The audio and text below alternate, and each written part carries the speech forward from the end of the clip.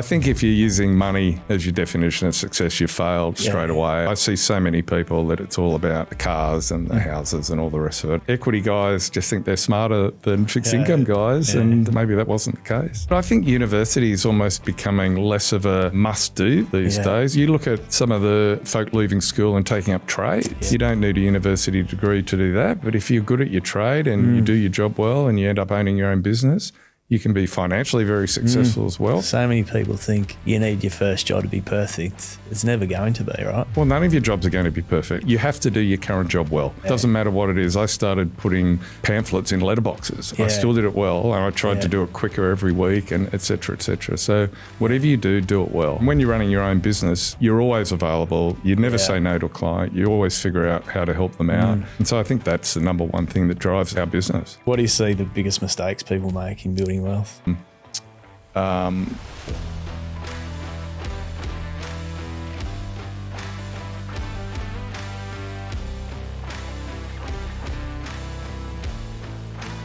Private markets investments are investors can find some real value. I find the best way to learn is learn from someone who's done it before and given it a go. Hi, I'm Travis Miller, host of Grow Your Wealth podcast. Thanks for joining me here today. On these podcast sessions, we're going to talk through how certain investors have navigated the bumpy road of investing, whether it be through business or investments in general. Thanks for listening today. Welcome back to the Grow Your Wealth podcast, where we bring you insightful conversations with industry leaders. I'm your host, Travis Miller, and today we have a very special guest joining us, Grant Lovett. Grant brings over 20 years of experience in financial markets across major global cities like New York, London and Sydney. He's currently a principal at Magenta Advisory, a government engagement and corporate strategy firm, and has held significant roles such as head of fixed income at UBS Australia and general manager of government and regulatory affairs at ASX. His tenure as chief of staff to Honorary Joe Hockey further honed his finance and governance acumen. Beyond his impressive career, Grant is deeply passionate about mental health advocacy, having served as a director of the Black Dog Institute, and is dedicated to nurturing young talent through his role at the Story Factory. Grant's professional journey and philanthropic endeavours truly provide a backdrop for him to drive positive change and meaningful impact. Today we'll explore Grant's journey and the key lessons he's learned along the way. Without waiting further, let's dive in our conversation with Grant. Thanks for coming on. Morning, Travis. How are you going? I remember our days working together when you were running fixed income at UBS. Yeah, you're a great hire. Thanks for that. But how about we start at the beginning? Because a lot of our listeners like to understand the backstory, even though I know you professionally. A lot of the early days and sort of how you got to where you are today, is new to me and I'm sure to the listeners. But if you can give us a summary of, who you are, your background and sort of what you're currently focused on. Well, I'm a product of public schooling in the Sutherland Shire, but moved from the Sutherland Shire to New York in 96, which is one hell of a culture shock. And there were many things that I experienced there for the first time that I hadn't before. Did my schooling at the local public school, Port Hacking High School, got a good enough grade to get into an accounting degree. Right. And it just went from there, really.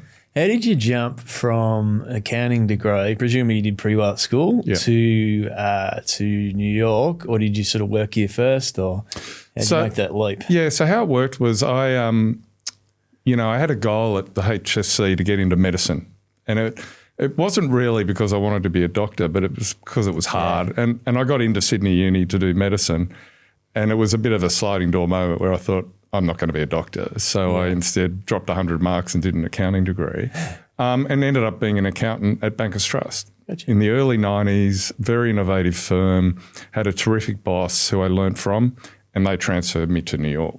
Got you. So it was a work transfer. And how long were you in New York? So originally for 3 years, then I moved to London for 7, back to New York for 2. Is that Bankers Trust? So Bankers Trust, then Barclays hired me in New York. Bankers Trust, as we all recall, didn't have a great ending. And Barclays picked me up in New York, sent me to London. UBS picked me up in London, sent me back to New York, then back to Sydney. Pretty impressive. That's the kind of career a lot of young kids would love to have, right? Like spending time in Sydney, travelling the world, building a sort of a banking career. And when I went to New York, it was a very conscious decision. Everyone went to the UK. It was easy to get a visa. 1996, you had to be transferred. You still had to have qualifications. I'd done a master's in finance by then. So it was a real conscious effort to get there. Yeah, gotcha. And at the moment, what are you up to these days? Obviously, you have an advisory firm and involved in sort of philanthropic. Yep. So I like to have a combination of things going now. So I've partnered up, I was Joe Hockey's Chief of Staff, as you mentioned. I've partnered up with Wayne Swan's former Chief of Staff, and we help clients navigate Canberra, basically, is a very high-level way of thinking about it. But then I do spend a lot of time in philanthropic endeavours. As you mentioned, Black Dog, Story Factory, school. I'm on the School Council ASCOM as well. Gotcha. So I really do like helping out. Yeah, perfect. And if we go back to your banking career, was it the networking? How did you go from, presumably you built a lot of networks across the industry. How did you meet Joe Hockey? Well, I used to work with his wife. So at Bankers Trust in the 90s, we used to sit next to each other and we used to try and solve problems together. And I sort of supported her in her trading of the exotic interest rate book. And we really did achieve a lot of things together. Me from the accounting side, more so on the risk side, her from the trading side. And when Joe needed somebody at very short notice, quite urgently actually, his previous chief of staff became ill, I was available. Perfect. No, serendipity. Yeah, I remember I worked with his wife at back in the Deutsche days. She was running FX at the time. No, and she's a terrific, great friend, incredibly formidable trader, and a great person. Yeah, brilliant. How about we talk through a couple of things that, in your early career, but it's a couple of people that influenced you as you moved through? Well, I always remember a high school teacher I had, Mr. Burgess, Michael Burgess. Of course, I've lost contact with him, but he really gave me a love of maths and physics, and homework and all that was never a problem, very nerdy, but I used to love it. And that did set me up. And look, I think high school education is more important than university, really. Like once you're at uni, you sort of have various options, but you really need to get there. So I think he was very important. I mentioned at Bankers Trust working for Dominic Stevens, who ran derivatives. Once again, always on the tools, even when he ran the business.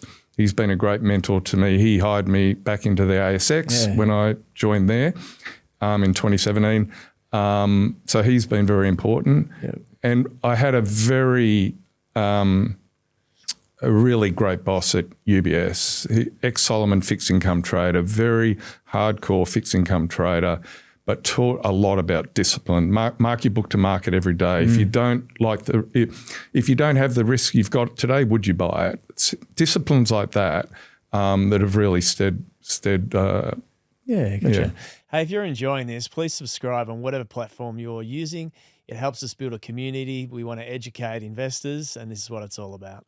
If you think about some of the personality types, Dominic, teacher, and obviously you just referred to then, is there a personality type you think? Is a certain, were they motivated, ambitious, driven, or just they were all different? They were all very motivated and driven, but they were actually also, they did the work themselves. They weren't barking orders. They were doers. And never ever reacted badly to a problem, and I think that's a real test of character. How do you behave under duress? And all of those were full marks. Yeah, great. So sort of more lead from the front, lead by example rather than doing rather than telling. But certainly talent. You can't do it without some sort of intellect and ability. But personality is also very important. If you think about pivotal moments in your career, I know you sort of skipped over it. You sort of went into accounting as an accountant at BT and you suddenly landed in New York. Presumably that was pivotable. But is there a number of times in your life and career when you said, gee, that turned the dial? Many times, mate. I remember when I applied for my first internship or cadetship at an accounting firm, I actually put the application in the garbage bin at home in my desk. And my mum came up one day and said, "Oh, did you apply for the role?" I said, "No, it's in the bin." So I sent that in and got the job, and that's what started off there. Why did it go in the bin? Was that a confidence thing, or you weren't sure? Well, the ad was all about come work for an accounting firm and do your university part time, and so I wasn't quite sure what that meant. Growing up in the Sutherland Shire, I go to public school. I wasn't au fait with what all that meant. So maybe a bit scared, a bit timid. But in the end, I did send it in and, as I say, got the jobs. And that started the ball rolling. Yeah, I do say to a lot of young kids, my kids are at that age sort of transitioning uni, their first job. I say, just get a job. Yeah. Get your first job. I don't care. Well, it's up to you what you want to do. Yeah. But get your foot in the door, do the job, do it as well as you can, and then sort of have a think about what the next step is. Yeah. So many people think you need your first job to be perfect. It's never going to be, right? Well, none of your jobs are going to be perfect. Yeah, exactly. But you have to do your current job well. Yeah. It doesn't matter what it is. I started putting pamphlets in letterboxes. Yeah. I still did it well, and I tried to do it quicker every week, and et cetera, et cetera. So whatever you do it well. Yeah. And what about other pivotal moments? So first job always, right? New York. First job, obviously, that's given me lifetime friends. It's given me a base in accounting that I've used everywhere in all my not-for-profits. Yeah. Running a trading book, making risk management decisions and models. It's all based on accounting. Moving to New York, obviously a phenomenal change. Getting the phone call from Joe Hockey when we used to have voice messages at home. There was a message on the machine from him, clearly pivotable. And then becoming friends or good working associates with Wayne Swan's former chief staff, Andrew Thomas, that was pivotal as well. Yeah, gotcha. Back into your fixed income, and I'm biased because my background is more interest rates, fixed income, right? But I just look at that as a background. You sort of went accounting fixed income, but just understanding interest rates, interest rate curves, and different sort of curves that exist. I think that's an amazing starting point for a sort of a banking career, because I look at all other asset classes, you look at commodities, look at equities, everything's connected to an interest rate ultimately. And obviously currency and interest rates are sort of nearly one and the same in some respects. Oh, and liquidity. I mean, it's all about funding and liquidity, and being in the US at the start of the GFC in 2007, where funds were breaking the buck and people couldn't issue CP, equity market was flying, nothing to see here. Yeah. It was clearly a storm coming, and we saw that in the fixed income market first. Absolutely. And equity guys just think they're smarter than fixed income guys, and well, maybe that wasn't the case. Yeah, that's exactly right. I've had that conversation many times.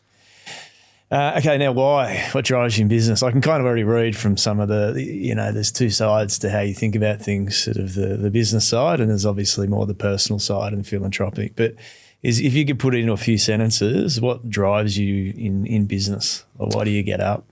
Well, there's nothing better than seeing something you've done for a customer come off, and a happy client. And I always approach a client with what would I do in their shoes, and therefore, if it's something I would do, hopefully it's going to work. Now, it doesn't always work, but just having a client, appreciate what you do for them, and when you're running your own business, you're always available. You never say no to a client. You always figure out how to help them out. And so I think that's the number one thing that drives our business. Yeah, I think that's amazing advice, is that the amount of times I think during a day, put yourself in someone else's shoes when you're dealing with staff members, when you're dealing with clients, always taking that step back and saying, what would I do in this situation? What are they thinking in this situation? Which helps you respond. It also helps you build a rapport and a relationship with the other party, because everyone's different. And so you kind of can't assume they think how you think. Well, you want people to be different, right? Exactly. Because you don't have the answers to everything yourself. So I think that's absolutely key. Gotcha. And you work with, sort of, say, Black Dog, for example. What motivates you to help out there? Is it just making a difference? Well, I was a patient of Black Dog many years ago now. I'm the chief psychiatrist calls me cured to the extent you can be cured. I take my medicine and look after myself. But they changed my life and put me on a path of stability. And I don't like using the H word, happiness, but definitely in a good state of mind these days. So I wanted to give back. And when I finished with Joe, I just wrote the chair a letter. I didn't know him from Martha, and wrote a letter, said, how can I help? And that led to coming onto the board for 8 years. Yeah, it's brilliant. I mean, it's lived experience, right? Yeah. Like, it's one of those things that, and me and you've been in a similar industry, we know that a number of our colleagues are struggling in difficult situations and handling it in different ways. It's good to know there's support outside of their immediate friends and networks. especially a lot of blokes who don't want to talk about it. And so having an external party that's sort of probably independent, to bounce ideas off and chat with is very powerful. Well, the statistics prove that. Like the statistics of mental health is we all know people with it. Most people aren't talking about it because of the stigma. It's probably getting a little bit better. And since I've stuck my head up and let a lot of my network know, it's amazing who wants to come and talk to you about it and talk about your own experiences. Yeah. No, you're absolutely right. So the next one is sort of like you've clearly had a successful career in what people would say sort of the, big business, big industry across sort of BT, UBS and other entities. And now you're sort of more in that entrepreneurial world. If you were giving advice to someone how you take the step from a nice income, relatively stable job out to starting your own business, what advice would you give them? Well, some people don't have a choice necessarily. They have to make it work. And I was a little bit in that camp that I finished up at the ASX and was wondering what to do next. And my resume, you say at the beginning, is sort of a good resume, but I've never been a CFO or I've never been chief risk officer. So I'm not labelled. Yeah. And therefore, while companies may look at me, you've got an interesting CV, it's not clear what I can do at a senior level because I'm running against people who've been doing these jobs. Yeah. So sort of it was forced upon me to some extent. But, and this is a good lesson for anyone in your career is to take your chances when they came. And a friend recommended me to a corporate client who was having a bit of an issue with the government and they hadn't engaged with the government for years, so no surprise. Yeah. And I helped them out. And it's just gone from there really. And it's take your chances, but do whatever is in front of you well. And if you do it well, then one, you feel good about yourself and gives you confidence, but two, chances are your network will kick in and you'll be recommended. You never know the power of word of mouth. I know it's all word of mouth. The kind of one of the first entities we funded, I would say that individual has referred 10 different parties because we did our first trade, our first relationship, our first loan really well. It's amazing how it sort of kicks from there. Well, I was with you early doors and I've recommended people to you as well. I think you run a good business and it's who you do business with as well. Yeah. You've got to have the intellect. We mentioned that earlier. But you've got to trust who you're working with as well. Yeah.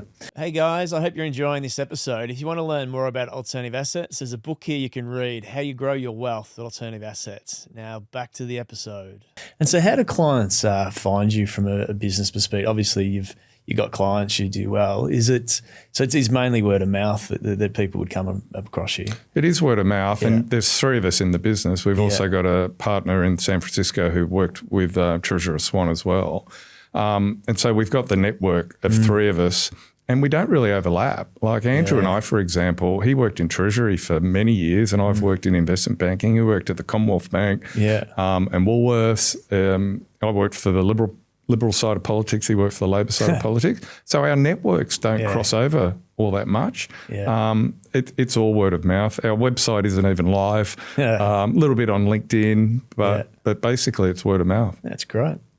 Okay, now to bumps in the road, and we've all had lots of these.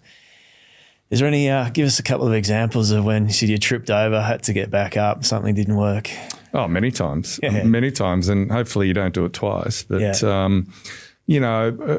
a really good example of why it's important to, while you have to think ahead, you don't want potential downsides to stop you acting. Exactly. But an example would be, when I was working in New York, not documenting an internal agreement with another part of the bank was a real problem. And of course, when it all backfires, you've got nothing to fall back on. So I think the lesson from that is trust who you're dealing with, but document. Trust who you're dealing with, but document, and don't have any tears when it doesn't work. Like things don't work, but as long as you can, as you're starting out, say to yourself, well, I'm doing all the right things. I'm reading appropriately. I'm doing checks and balances, doing my due diligence. If it doesn't work, it doesn't work. That just happens. That's a pretty good point, right? Like internal departments in large banks can be pretty aggressive and cutthroat against each other. And it's so true. If you don't document it, No. it's not a deal, right? Yeah. Even if even if you're close to your colleague. Yeah. It's the same thing externally with trades, right? Yep. It's documentation. Yep. You only need a document if things go wrong or go Correct. bad. Everything's perfect. Yeah. You don't need it. Exactly It's so right. critical. And that's in alternative assets, private markets. The Yeah. amount of time. I think in our business we've got around five full-time lawyers, and that's how important legal advice and documentation is in financial markets. Yeah. And you hope you never need it. And Yeah. guess what? You need it when you don't have it. And Exactly. that's therefore it's really important to do the work early. It's so fun. And even things like the other day I was looking at a document and business days and days, right? I looked at this and the difference was it was from around the 20th of March and it was 90 business days, which would have been around the 19th of June. Sorry, 90 days would have been 19th of June, but it was 90 business days, which is the 24th of July. So it's a 30-day difference in a document just with that little BD. So you got to kind of dot the I's and Totally. T's. It wasn't a material issue, but I kind of laughed at it and I thought, shit, Yeah. even on a 90-day period, business days and days is 30 extra days in a tenner. But the other lesson there is you're picking up something like that. You're reading the document carefully. Yeah. And, if you are signing off on a document, read the document. Yeah, It's as simple as that. Yeah, exactly. How about a couple of things when you've just gone, geez, that worked well. Bumps in the road when you give yourself a little high five and go, gee, I got that right. Yeah.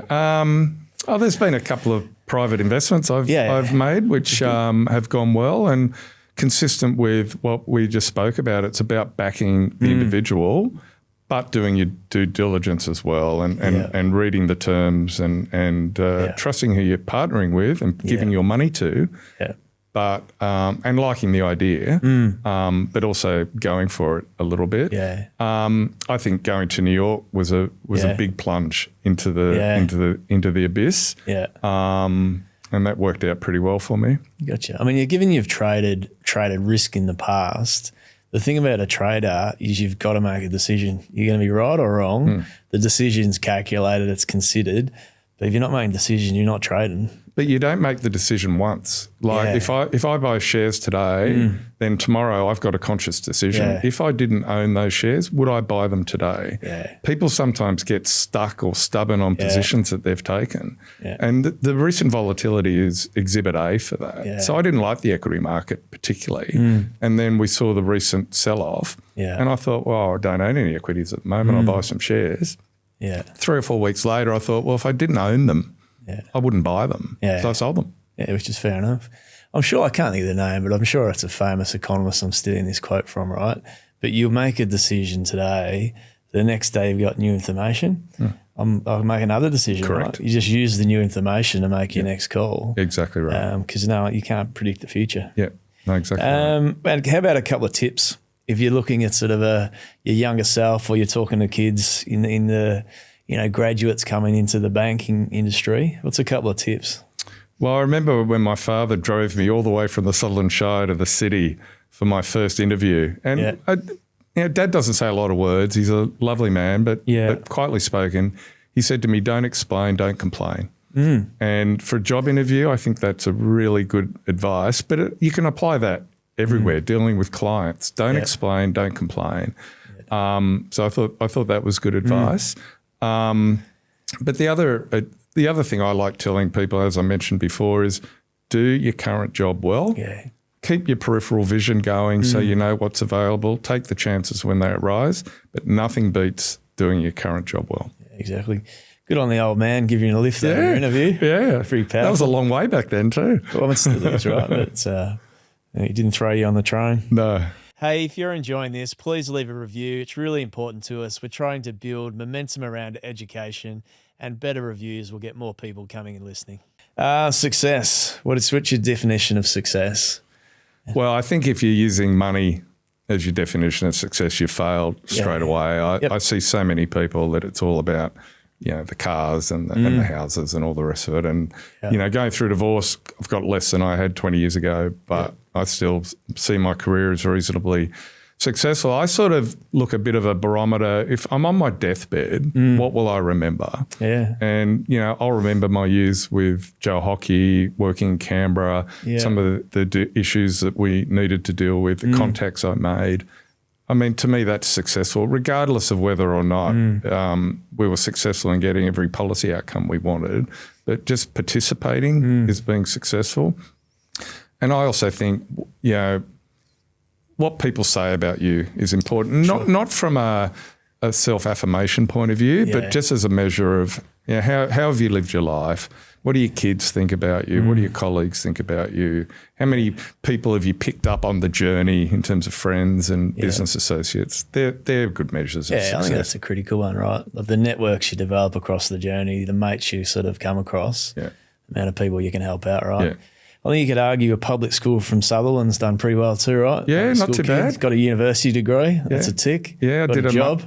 Got a job. That was good. I then did my professional year accounting at Chartered Accountant. I was a qualified accountant at 22, so I was earning $10,000 a year when I was 22 years old. I then did a master's in finance and more education. I'm currently studying again. Yeah. You can never learn enough. Yeah. You can never learn enough. Yeah, I mean, this podcast is about studying. Like it's kind of... I've spent most of my life studying anything sort of related to finance, but it's just enjoyable too, right? Yeah. You always got to keep that brain working. Absolutely. Now, as far as the legacy, it can be work-related, personal, so the legacy you're living and leaving behind. Well, it's a bit cliche, but it's all about the kids, isn't it?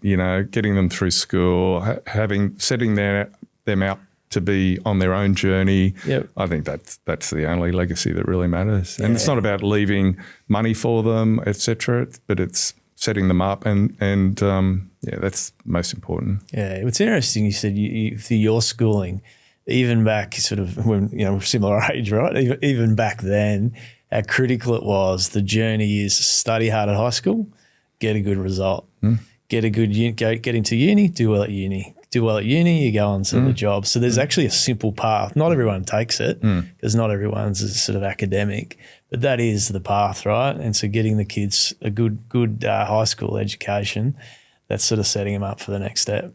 It is, but I think university is almost becoming less of a must-do these days. You look at some of the folk leaving school and taking up trades. Yeah. You don't need a university degree to do that, but if you're good at your trade and you do your job well and you end up owning your own business, you can be financially very successful as well. Also very rewarding, building things for people. Yeah, I mean, I've seen some of the policy change and sort of regulatory change in New South Wales around building, some of those changes. There's going to be a lot of development happening around city centres and there's clearly not enough people working in the building industry. And so it's probably not a bad time to be thinking about a trade, becoming a builder, becoming a developer, because there's that rezoning changes that occurred is 20 years plus, in particular in New South Wales, of, medium density developments going to occur. And housing affordability is a political hot topic and no government's done very well at this policy, obviously, for years. Yeah. But it's not just building. I took my car to a new mechanic during the week, recommended. He couldn't see me for 10 days. Seriously. Couldn't get new mechanics. Yeah. So it's all across the spectrum. Yeah, gotcha. We're going to get a little bit more casual now. A couple of quick fire questions. I like this one. We'll stay fully dressed, right? For sure. What was your first job? I handed out pamphlets to barking dogs, letterboxes. What about the second job? Pushing trolleys at Kmart. Yeah, I did that one. Yeah. Very good.